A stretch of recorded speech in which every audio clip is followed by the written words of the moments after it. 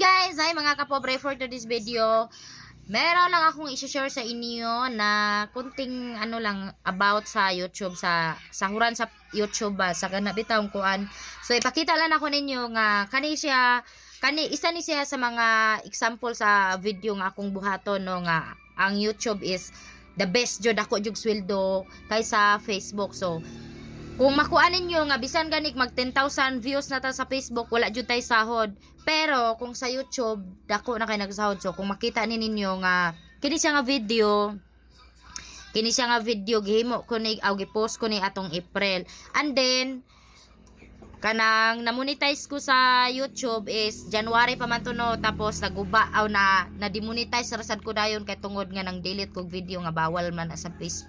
Bawal na sa YouTube kay tungod kuan pa sila nag-review pa sila sa akong channel dito kay tungod bag-o pa, and then gipang delete ako kung video. So dako kay tong sala nako, so na demonetize ko dayon 2 days rasag ko dito.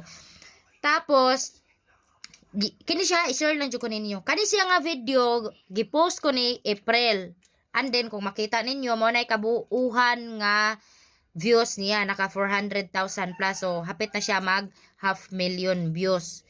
And then ang iyang kitaan na from May 14, 15 at ako ato na monetize. From May to July until now, mao na iyang kita nga $37. Oh, una-unaan ninyo $37 na isa ka video unya. Bago pa na siya na monetize unya, di na siya trending. Karon di wa na siya nag-trending, kana siya nga views ang kanang 400,000 views ato pa ng April, mga May man siguro, April to May, diha na siya nagtrending. Karon wala na siya views, wala, hinay na iyang views ron. So ug makita na ninyo nga bisan sa kahinay sa views nako karon, nagsigi siya kita, nakaabot siya og $37.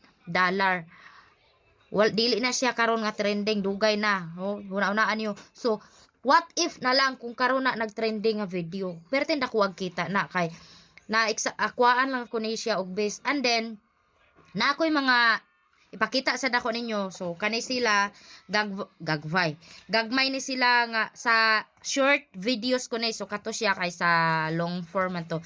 So sa short videos ko ni og sa Facebook pa na is reels no. So mao ni siya ang 1,000 nga views dire is na jud kita. So mao ni siya akong kita sa kuano, gagmay man po kay ko kita. And then mao ra na akong ikuan ninyo nga mas dako og kita jud ang YouTube mo nang focus ta sa YouTube. Kay ang kanang kuan Facebook is panglingaw-lingaw na lang jud to na no mga kapobre. So mao ra na mga kapobre. Og isumpay lang dai ko nino mga kapobre nga sa ako ang pag-vlog sa YouTube, never pa ako naka-million views. Never pa ako naka 500,000 views. Pinakadako na kong views is kanang 400,000 views.